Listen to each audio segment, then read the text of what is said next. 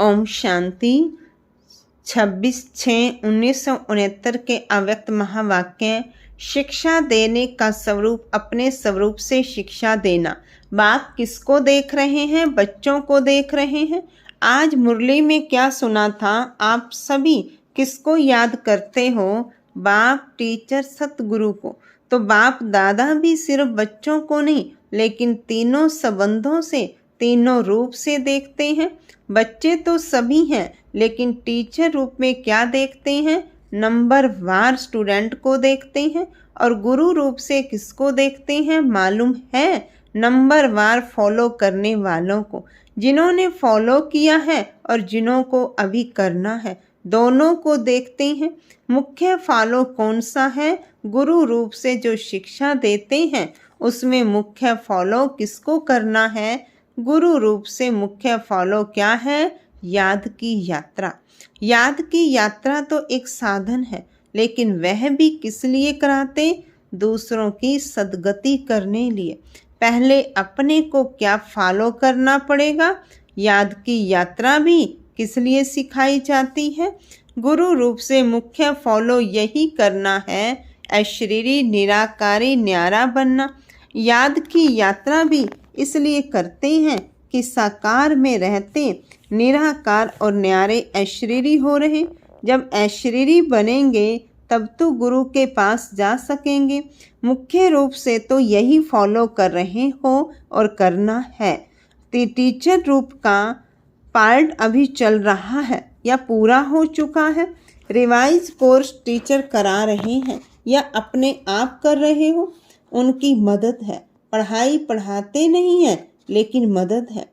Revise course के लिए school से छुट्टी ली जाती है, जिसको होमवर्क कहा जाता है, लेकिन टीचर का कनेक्शन रहता है, साथ नहीं रहता, सिर्फ कनेक्शन रहता है। कनेक्शन तब तक है जब तक फाइनल पेपर हो। रिवाइज कोर्स के लिए टीचर हर वक्त साथ नहीं रहता है, तो अभी टीचर दूर से ही देख रेख कर रहे हैं। कहाँ भी कोई मुश्किलात हो तो पूछ सकते हो, लेकिन जैसे पढ़ाई के समय साथ रहते थे, वैसे अब साथ नहीं। अभी ऊपर से बैठ अच्छी रीति देख रहे हैं कि रिवाइज कोर्स में कौन कौन कितनी शक्ति से, कितनी मेहनत से, उमंग उत्साह से कोर्स को पूरा कर रहे हैं। ऊपर से बैठ दृश्य कितना अच्छा देखने का रहता है। जैसे यहाँ ऊपर संदली पर बैठ देखने में और नीचे बैठ देखने में फर्क होता है ना। इनसे भी ऊपर कोई बैठ कर देखे तो कितना फर्क होगा। बुद्धि बल से महसूस कर सकते हो। क्या अनुभव होता है? आज अनुभव सुनाते हैं। अनुभव सुनने और सुनाने की तो परंपरा से रीत है। तो वतन में रहते क्या अनुभव करते हैं? वतन में होते भी टीचर का कनेक्शन होने के कारण देखते हैं। कोई कोई बहुत अलौकिकपन से पढ़ाई को रिवाइज कर रहे हैं, कोई समय गंवा रहे हैं, कोई समय सफल कर रहे हैं। जब देखते हैं कि समय को गंवा रहे हैं तो मालूम क्या होता है? तरस तो आता है, लेकिन तरस के साथ साथ जो संबंध है वह संबंध भी खींचता है। फिर दिल होती है कि अभी अभी बाबा से छुट्टी लेकर साकार रूप में उन्हों का ध्यान खिंचवाएं, लेकिन साकार रूप का पाठ तो पूरा ही हुआ, इसलिए दूर से ही साकाश देते हैं। बाबा जैसे साकार रूप में लाल झंडे दिखाते थे ना, वैसे ही वतन में भी। लेकिन देखने में आता है कि अव्यक्ति रस को, अव्यक्ति मदद को बहुत थोड़े ले पाते हैं। जो भी रास्ता तय करते विघ्न आते हैं, उन विघ्नों को पार करने के लिए मुख्य कौन सी शक्ति चाहिए? सहन शक्ति। सहन शक्ति से पहले कौन सी शक्ति चाहिए? विघ्न डालने वाली कौन सी चीज है? माया। सुनाया था ना कि विघ्नों का सामना करने के लिए पहले चाहिए परखने की शक्ति, फिर चाहिए निर्णय करने की शक्ति। जब निर्णय करेंगे यह माया है व यथार्थ है, फायदा है या नुकसान, अल्पकाल की प्राप्ति है व सदा काल की प्राप्ति है। जब निर्णय करेंगे तो निर्णय के बाद ही सहन शक्ति को धारण कर सकेंगे। पहले परखना और निर्णय करना है। जिसकी निर्णय शक्ति तेज होती है वह कब हार नहीं खा सकता। हार से बचने के लिए अपनी निर्णय शक्ति और परखने की शक्ति को बढ़ाना है। निर्णय शक्ति बढ़ाने के लिए पुरुषार्थ कौन सा करना है? याद की यात्रा तो आप झट कह देते हो, लेकिन याद की यात्रा को भी बल देने वाला कौन सा ज्ञान अर्थात समझ है, वह भी स्पष्ट बुद्धि में होना चाहिए। टोटल तो रखा है, लेकिन टोटल में कहाँ फिर टोटा पड़ जाता है। स्कूल में कई बच्चे एक दो को देख टोटल तो निकाल देते हैं, लेकिन जब मास्टर पूछता टोटल कैसे किया है तो मूंझ जाते हैं। तो आप टोटल याद की यात्रा कह देते हो, लेकिन वह टोटल किस तरीके से होगा वह भी जानना है। तो निर्णय शक्ति को बढ़ाने के लिए मुख्य किस बात की आवश्यकता है? विचार सागर मंथन। विचार सागर मंथन करते करते सागर में ही डूब जाए तो?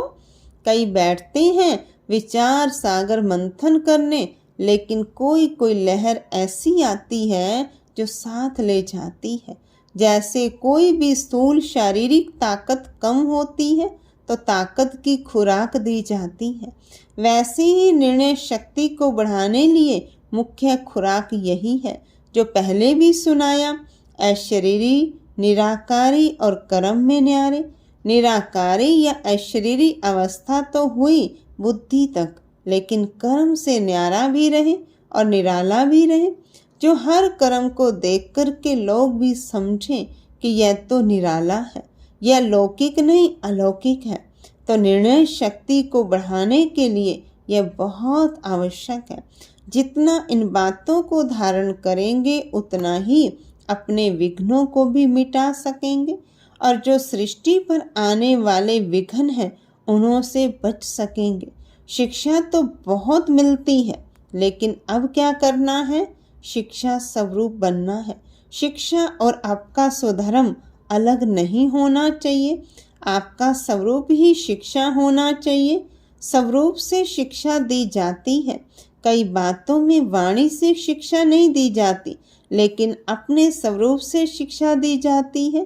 तो अब शिक्षा स्वरूप बन कर के अपने स्वरूप से शिक्षा देनी है। शिक्षा तो बहुत मिली, कोर्स तो बहुत पूरा हुआ ना। एक प्रश्न पूछा था कि अब तो जो बाप दादा अन्य तन में आते हैं तो जैसे साकार रूप में मुरली चलाते थे वैसे ही क्यों नहीं चलाते? क्या वैसे ही मुरली नहीं चला सकते हैं? क्यों भाषा बदली, क्यों तरीका बदला? ऐसे प्रश्न बहुतों को उठते हैं। जबकि तुम भाषण कर सकते हो तो बाप दादा को कोई भी तन द्वारा मुरली चलाना मुश्किल है क्या? लेकिन क्यों नहीं चलाते? दो चार ने अपने विचार सुनाए। जिस तन द्वारा पढ़ाने का पाठ था वह पढ़ाई का कोर्स तो पूरा हुआ, अब फिर पढ़ाई पढ़ाने लिए नहीं आते। वह कोर्स था उसी तन द्वारा पूरा हो चुका है, अभी तो आते हैं मिलने के लिए, बहलाने के लिए। और मुख्य बातें कौन सी हैं? जैसे अशरीरी कर्मातीत बन करके क्या किया? 1 सेकंड में पंछी बन उड़ गया। साकार शरीर से 1 सेकंड में उड़े ना तो अब पढ़ाई पूरी हुई। बाकी एक कार्य रहा हुआ है साथ ले जाने का। इसलिए अब सिर्फ मिलने, अव्यक्त शिक्षाओं से बहलाने और उड़ाने लिए आते हैं। पढ़ाई के पॉइंट्स, पढ़ाई का रूप अब नहीं चल सकता है। अभी कोर्स रिवाइज हो रहा है, लेकिन कितने समय में रिवाइज करेंगे, कितने तक कोर्स पूरा हुआ है, अभी यह सभी को निर्णय करना है कि कहाँ तक रिवाइज कोर्स हुआ, कितना समय अब चाहिए। साकार तन के हर कर्म, हर स्थिति से अपने को भेंट करना, यह लक्ष्य रखते अपने को देखो, फिर पता पड़ेगा कि कहाँ तक है। लक्ष्य तो बता दिया कि कैसे अपने को परखना, फिर उतर जाना। दूसरा प्रश्न यह देते हैं, होमवर्क तो बहुत चल ही रहा है, उसमें विशेष ध्यान खिंचवाते हैं। यह जो पार्ट भावी प्रमाण हुआ है उस साकार रूप को अव्यक्त क्यों बनाया? इसके भी कई गुह्य रहस्य हैं। इसकी गहराई में जाना सागर की लहरों में नहाने नहीं लग जाना, लेकिन सागर के तले में जाना। फिर जो रतन मिले वह ले आना। यह सोचना इनका गुह्य रहस्य। ड्रामा में क्या नूंदा हुआ है? ऊपर कोई रहस्य, गुह्य रहस्य है। बिना रहस्य के तो कोई भी चलन हो ही नहीं सकती। अच्छा, अभी टाइम हो गया। ओम शांति, ओम शांति।